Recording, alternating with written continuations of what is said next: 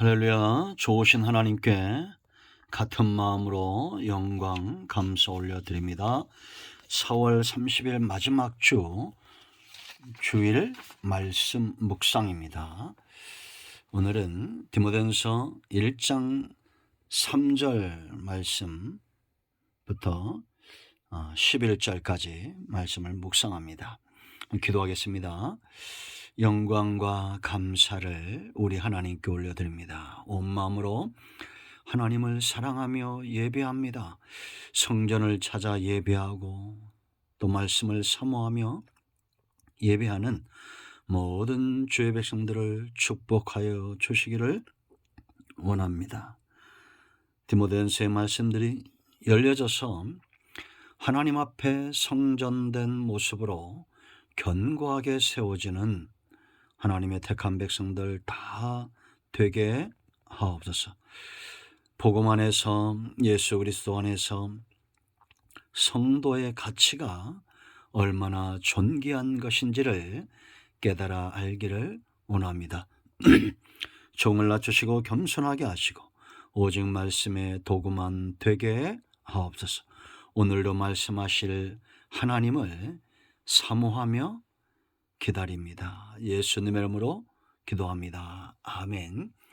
3절 말씀부터 보겠습니다. 내가 마게도냐로 갈 때 너를 권하여 에베소에 머물러 한 것은 어떤 사람들을 명하여 다른 교훈을 가르치지 말며 신화와 끝없는 족보에 몰두하지 말게 하려 함이라.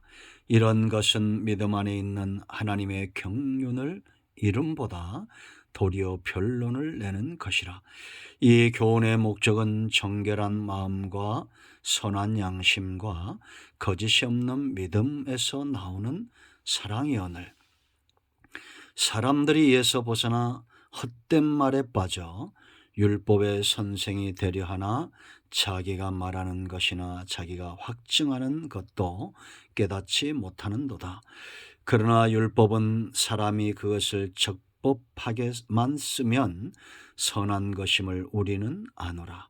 알 것은 이것이니 율법은 옳은 사람을 위하여 세운 것이 아니요 오직 불법한 자와 복종하지 아니하는 자와 경건하지 아니한 자와 죄인과 거룩하지 아니한 자와 망령된 자와 아버지를 죽이는 자와 어머니를 죽이는 자와 살인하는 자며 음행하는 자와 남색하는 자와 인신매매를 하는 자와 거짓말하는 자와 거짓 맹세하는 자와 기타 바른 교훈을 거스르는 자를 위함이니 이 교훈은 내게 맡기신 바 복되신 하나님의 영광의 복음을 따름이니라.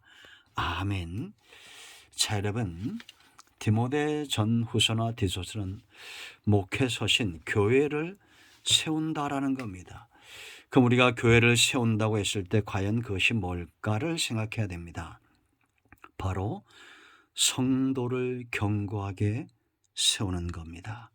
하나님의 성전으로 세워가고 살아계신 하나님의 교회, 하나님의 통치를 받는 그런 사람들로 세워가고 진리의 기둥과 터인이 교회, 성도들의 사명을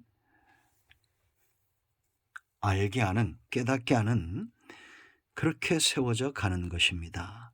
여러분, 우리가 지난 시간에 1절과 2절에서 바울과 디모데의 존귀한 사람들을 살펴봤죠. 왜냐? 그들이 부르심을 받았다는 겁니다. 하나님의 놀라운 사역을 구원의 역사를 위해서 부르심을 받았고 바울의 사역은 바로 믿음의 아들을 낳는 오늘날 교회와 목회자들과 먼저 믿은 성도들의 사역, 사명은 바로 믿음의 아들을 낳는 거죠. 그런가 하면 은혜의 통로가 되고 있다. 얼마나 존귀하고 가치 있는 존재입니까? 성도는 예수님을 믿으면서 시간이 가면서 내가 얼마나 주 안에서 복음 안에서 하나님 안에서 말씀 안에서 존귀한 존재인가를 깨달아 알아야 됩니다. 그래서 우리가 디모데전서를 끝났을 때는 우리 중심에, 우리 마음에, 우리의 어깨에 속된 말로 힘이 들어가 있어야 됩니다. 교만이 아니라 자존감이 강한, 지금 여러분 우리나라가 자살률이 높고 있죠. 사탄의 전략에 속고 있는 겁니다. 특히나 10대의 아이들이 극단적 선택을 하는 것이 왜 이렇게 많습니까? 그들이 정말 성경을 제대로 알고 복음이 그들 속에 들어가면 그런 일들을 행하겠습니까? 한국교회의 위기는 다른 것이 아니라 바로 이러한 하나님의 구원의 복음을 듣고 거듭나고 하나님의 자녀로 세워져 가야 될 사람들, 천하보다 귀한 영혼들, 가치 있는 영혼들이 자기 자신의 본 모습을 찾지를 못하고 있다는 겁니다. 여러분 거울을 보세요. 얼마나 존귀한 존재가 그곳에 있는지 보이십니까? 서로 바라보세요. 우리가 얼마나 존귀한 존재인지 서로 볼 수 있어야 됩니다. 사탄은 성도들을 넘어지게 하는 자들입니다. 사탄은 내가 하나님 안에서 얼마나 존귀한 존재인가를 깨닫지 못하게 하는 자들입니다. 자, 이제 여러분 우리가 복음 그러죠. 복음은 오직 예수 그리스도를 통한 구원을 이야기하는 것이 바로 복음입니다. 이 복음이 우리를 어떻게 만드느냐? 여러분 복음으로 거듭나고 예수 그리스도를 믿음으로 거듭나고 이제는 거듭났다는 것은 생명을 얻은 겁니다. 생명을 가지고 은혜 아래 양육이 되는 거예요. 여러분 우리가 그러므로 모든 다툼을 거쳐야 됩니다. 고린도 교회도 다툼이 있었는데요. 3장 5절 말씀 보면 바울이 이런 분파, 분쟁의 다툼에 대해서 쐐기를 박습니다. 그런즉 아볼로는 무엇이며 바울은 무엇이냐? 그들은 주께서 각각 주신 대로 너희로 하여금 믿게 한 사역자들이다.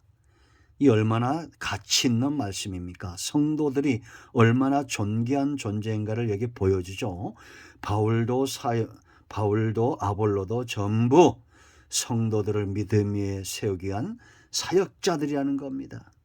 그래서 6절 나는 심었고 씨를 뿌렸다는 겁니다. 아볼로는 물을 주었으되 오직 하나님께서 자라나게 하셨나니. 여러분 기대하십시오. 우리가 복음이 바울 같은 사람들에서 뿌려지고 아볼로 같은 사람들에서 물이 뿌려지고 양육되어지고 그러면 하나님이 자라게 하시는 겁니다.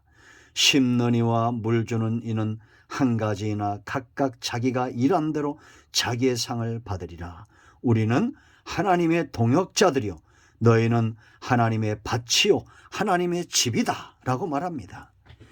이렇게 존귀한 존재를 무너뜨리고 말 같지도 않은 것들 때문에 어려움에 처하게 하고 넘어뜨리는 것들이 바로 사탄의 역사입니다. 그러므로 우리는 성도들을 향해서 서로 시기하거나 다투거나 분쟁을 일으키지 말고 그들 가운데 역시는 악한 영을 대적하여 싸워야 됩니다. 우리는 하나님의 밭이고 우리는 하나님의 집이고 얼마나 존귀한 존재예요. 여러분 복음이 들어오면 사람을 어떻게 만드는지 아십니까?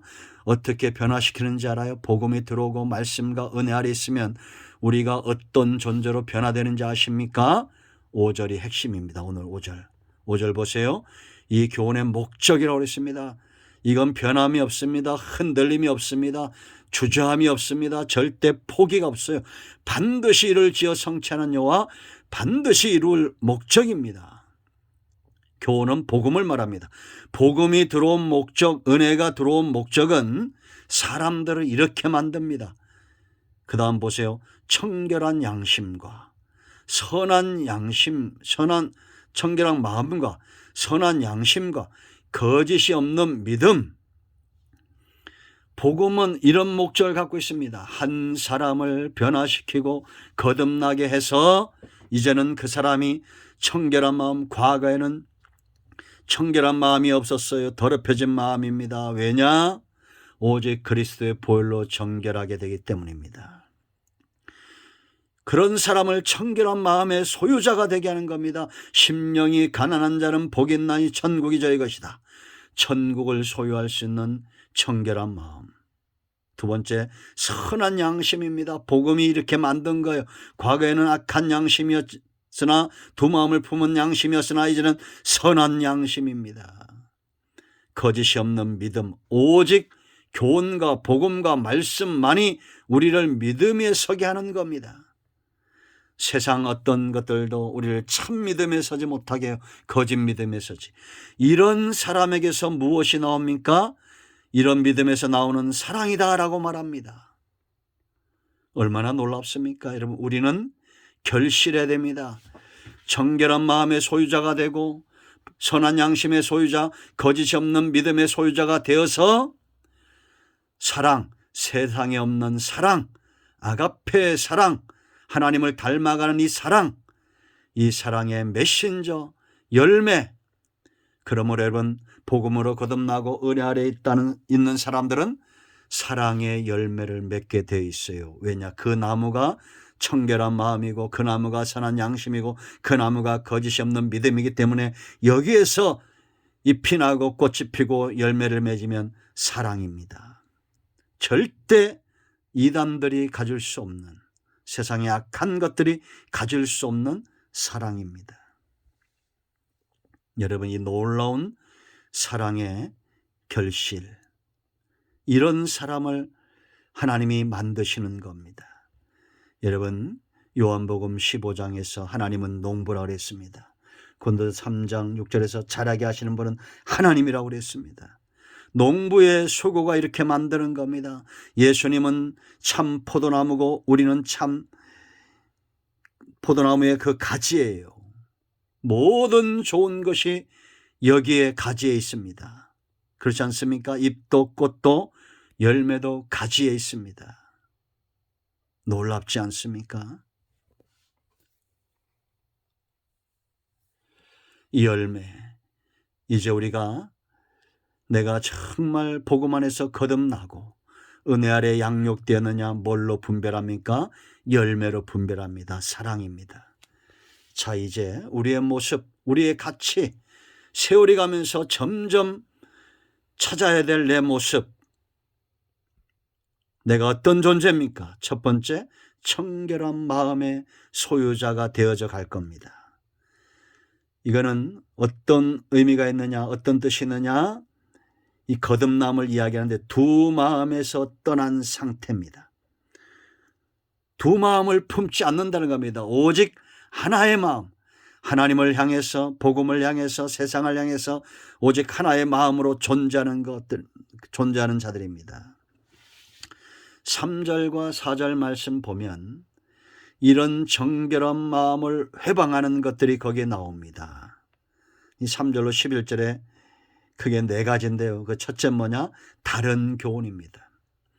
다른 교훈, 이단적 사상을 가지고 우리가 정결한 마음에 설 수가 없습니다. 심령이 가난한 자의 마음에 설 수가 없어요. 오히려 믿음에 서지 못하도록, 정결한 마음에 서지 못하도록 회방하는 사탄의 전략이 바로 다른 교훈, 이단 사상입니다. 신천지, 이만희, 저 안상홍, 정명석, 이런 모든 이단들은 하는 짓이 더럽지요. 정결하지 않습니다. 이 3절 보세요. 내가 마게도냐를 갈 때 너를 권하여 에베소에 머물러 한 것은, 에베소를 목양하게 한 이유가 있어요. 바울이 어떤 사람들을 명하여 다른 교훈을 가르치지 말며, 다른 교훈을 가르치는 자들이 있었다는 겁니다. 그들에게는 명령, 결단력이 필요한 겁니다. 다른 교훈이 들어오면 성도는 무너집니다. 교회는 무너집니다. 정결한 마음에 서지 못하기 때문에 이단적 사상을 가진 자들이에요. 그런가 하면 또 이 신화, 조작된 이야기입니다. 너무 신비적인 거. 그 이단들의 특징이죠. 너무 사람을 신격화합니다. 신화적인 거. 그런가 하면 과거에는 이런 전설로 내려오는 그런 신화적 이야기들입니다. 끝없는 족보 이야기. 역대 과거의 영웅들과 자기들을 연결시키는 겁니다. 우리나라 같으면 우리나라에도 유명하신 분들이 있잖아요. 그런 분들의 후손이라고 자랑하는 것. 그러한 것들은 절대 믿음 안에 서지 못하게 합니다. 4절 보세요. 신화와 끝없는 족보에 몰두하지 말게 하려 함이라. 이런 것은 믿음 안에 있는 하나님의 경륜을 이름보다 도리어 변론을 내는 것이라. 하나님의 경륜은 저와 여러분을 믿음에 서서 정결한 마음과 선한 양심과 거짓이 없는 믿음으로 세우는 것입니다. 그러나 다른 교훈과 신화와 족보 이야기 너무 좋아하지 마세요. 그런가 하면 7절 이하의 율법으로 정죄하는 겁니다. 성경은 정죄의 도구가 아니에요. 율법은 정죄의 도구가 아닙니다. 이제 잠시 후에 나오겠지만 오히려 우리는 율법과 말씀을 통해서 예수님을 만나고 예수님께로 가게 되는 것입니다. 우리는 세월이 가면서 이제 연단받고 말씀이 들어오므로 거짓된 마음에서 정결한 마음으로 우리 안에 있는 모든 더러운 썸뿌리들과 잡초들이 다 제거가 될 것입니다. 두 번째, 선한 양심 그랬습니다. 과거에는 악한 양심이지만 이제는 선한 양심, 이 양심에서 나오는 사랑이라는 겁니다. 선한 양심은 어떤 뜻이 있느냐? 정확한 자기 판단력을 가리킵니다. 판단할 수 있는, 분별할 수 있는 그런 양심의 소유자가 된다는 거예요. 무엇이? 교훈이, 복음이, 말씀이 하나님의 양육 아래 있다 보면, 여러분 보세요. 선한 목자 가운데서 오랫동안 목양을 받으면 그 양은 선한 목자를 분별합니까? 안 합니까? 선한 목자를 분별하게 되어 있습니다. 누가 악한 목자인지 선한 목자인지 목자의 음성을 알아요. 분별하게 되어 있습니다. 온통 세상은 이단과 우상과 음란한 영들로 가득한 세상입니다. 이럴 때 우리는 하나님의 경륜, 하나님의 뜻, 영적인 시각을 가진 자들로 성장해 가야 됩니다. 이들은 진리 가운데 거하고 진리 가운데 살면서 그 진리를 수호하는 자들입니다. 그러나 여러분, 디모데전서 4장 2절 말씀 보세요. 이렇게 말합니다. 이런 자들이 에베소 교회에 있었다는 겁니다. 그러나 성령이 밝히 말씀하시기를, 우리가 여러분 3장에서 이어지는 게 4장이죠. 성도들은 하나님의 집이고 살아계신 하나님의 교회고 진리의 기둥과 터인데, 그러나 성령이 밝히 말씀하시기를 그들 가운데, 에베소 교회 어떤 사람들이 믿음에서 떠나 미혹하는 영과 귀신의 가르침을 따르리라.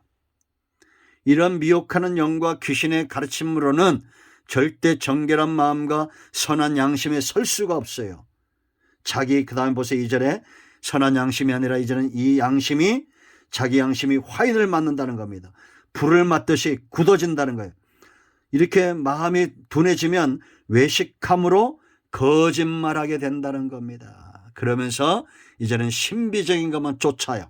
혼인을 금하고 어떤 음식물은 먹지 말라 할 터이나 음식물은 하나님이 지으신 바니 믿는 자들과 진리를 아는 자들의 감사함으로 받을 것이니라. 하나님께서 지으신 모든 것이 선함에 감사함으로 받으면 버릴 것이 없나니 하나님의 말씀과 기도로 거룩하여 짐이라. 아멘. 잘 분별이 되셨죠? 우리는 시간이 갈수록 연단되고 다듬어지면서 이제는 악한 양심도 거짓된 양심도 아닌 선한 양심, 정확한 자기 판단력을 가지고 진리의 말씀을 수호하는 자들, 양심이 화인 맞은 것이 아니라 양심이 사랑으로 가득 차서 선한 역사를 이루는 그런 삶, 외식된 마음이 아니라 경건한 마음으로 선한 양심으로 세워져 가야 됩니다. 그런가 하면 거짓이 없는 믿음 그랬습니다. 과거에는 교훈이 들어오기 전에는, 복음을 알기 전에는 거짓된 믿음이었지만, 악한 믿음이었지만, 불신의 사람이었지만, 이 교훈이 들어와서 나를, 목적을 가지고 나를 바꾸는 거예요. 이제는 참 믿음의 사람으로. 여기 믿음은, 거짓 없는 참 믿음은 어떤 의미가 있느냐? 불순한 동기가 없는 신실한 상태, 신실한 신앙의 상태. 믿음을 갖고 신앙생활 하는데 불순한 동기가 없어요. 여러분, 우리가 신앙생활할 때 어떤 목적을 갖고 어떤 동기를 갖고 합니까? 믿음의 역사를 이루고 사랑의 수고를 하고 소망의 인내 가운데 하나님의 선하신 뜻을 분별하길 원하고 형제를 사랑하고 하나님을 사랑하는 이런 순수한 동기를 가지고 신앙생활 하잖아요. 그 안에 참 믿음이 있기 때문입니다. 율법은 있지요. 초등교사와 같아요. 율법을 보면 우리는 소망이 없습니다. 다 죄인입니다. 그래서 여러분 9절 10절 이런 죄를 우리는 감당할 수 없습니다. 오직 바른 교훈 말씀 가운데로 돌아가야, 복음으로 돌아가야, 예수 그리스도의 십자가로 돌아가야 우리가 생명을 얻되 더 풍성히 얻는 거예요. 그런데 이런 율법을 가지고 바른 교훈을 거스르는 자들이 있다라고 말합니다. 10절에. 이런 자들은 율법의 노예가 됩니다. 율법의 정죄에 빠져요. 그러나 교훈, 예수 그리스도의 복음의 매인 자들은 자유함을 누립니다. 아멘. 그래서 여러분 6절 보세요. 이런 거짓없는 믿음에서 나오는 사랑인데 6절 보면 사람들이 이에서 벗어나 헛된 말에 빠져 그랬습니다. 헛된 말로 믿음에 설 수 있습니까? 없습니다. 믿음은 들음에서 나는 거예요. 오직 진리의 말씀을 들음으로 믿음에서 나고 이 믿음이 양육받음으로 커지는 겁니다. 그래서 바울이 이런 율법을 가지고 정죄하는 자들을 고발하면서 너희는 교훈을 거스르는 자고 11절에 바울은 말합니다. 이 교훈은 내게 맡기신 바 복되신 하나님의 영광의 복음을 따름이니라. 우리는 율법을 따르는 게 목적이 아니라 영광의 복음을 따르는 것이 목적이고 율법 또한 영광의 복음으로 죄인된 사람들을 이끌어내기 위한 하나님이 거울처럼 사용하는 것이 율법입니다. 거울을 보면 누가 보여야 됩니까? 거기 내가 보여야죠. 지저분한 내가 보여야 됩니다. 율법 앞에 서면 죄로 인하여 지저분한 내 자신이 보여야 돼요. 9절 10절에 이런 죄인, 소망 없는 죄인, 이것이 보임으로 우리가 복음 앞으로 돌아가고 오직 예수 그리스도를 통한 구원의 역사가 나타날 때에 하나님이 영광을 받으신다는 이 영광스러운 길에 우리가 참여하게 되는 것입니다. 아멘. 우리 모두는 이제 기대합니다. 정결한 마음으로 선한 양심으로 거짓 없는 믿음의 사람이 되어서 하나님 안에 있는 이 사랑의 결실, 이 사랑을 많이 결실함으로 우리가 예수님의 제자가 되고 하나님의 영광을 드러내는 복된 인생들이 다 되게 될 것입니다. 기대합니다. 여러분 모두는 이처럼 존귀한 존재입니다. 아멘. 개봉박두입니다. 디모데전서가 끝나갈 때 우리의 가슴과 우리의 영과 우리의 삶은 달라져 있을 겁니다. 아멘. 할렐루야. 기도합니다. 예수님의 이름을 의지하여 기도합니다. 이 말씀대로 되게 하여 주시옵소서. 우리 가운데 마음이 상한 자, 병든 자 치유하시고 회복시켜 주시기를 원합니다. 예수님의 이름으로 사모하며 축복하며 취하며 기도합니다. 아멘. 이제는 우리 주 예수 그리스도의 크신 은혜와 하나님 아버지의 큰 사랑과 성령의 위로통 충만 치유 회복하심의 역사가 영상을 통해서 예배하는 모든 주의 백성들, 성전을 찾아 예배하는 모든 주의 백성들 위에 이제부터 영원토록 함께 있을지어다. 아멘. 할렐루야. 응답이 여러분과 여러분의 가정에 임하였습니다. 아멘.